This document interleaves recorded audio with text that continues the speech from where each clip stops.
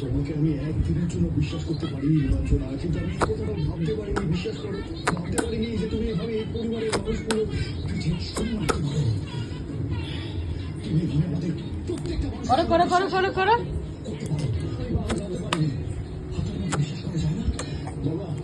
তুমি আমাকে অনুমতি দাও বাবা, এই মুহূর্তে আমি এই মহিলাকে আমি বাড়ি থেকে টেনে হিসেবে বের করে দিতে পারি। চুপ করে বাবা, তুমি অনুমতি দাও। এখন ভাবছো আমার কথা, আমি এতদিন একাই ছিলাম বাবা, আমি তো ছিলাম, ভবিষ্যতে আমি একা থাকবো। তোমরা দয়া করে বিশ্বাস করো, এই মহিলা কোনোদিন এই বসুমতী পরিবারের চোখে বোমা হয়ে উঠতে পারেনি আর জীবনে পারবেও না। আমি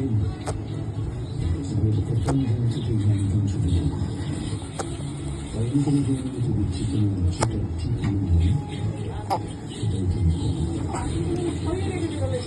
জলে ভরে গেছিল, ওই বক্সে রেখে দেবো, ওই ঘরের বক্সে ফাঁকা আছে, এত বাসন তো লাগে না।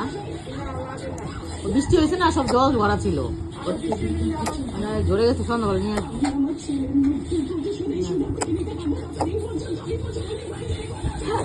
মানে ও চলে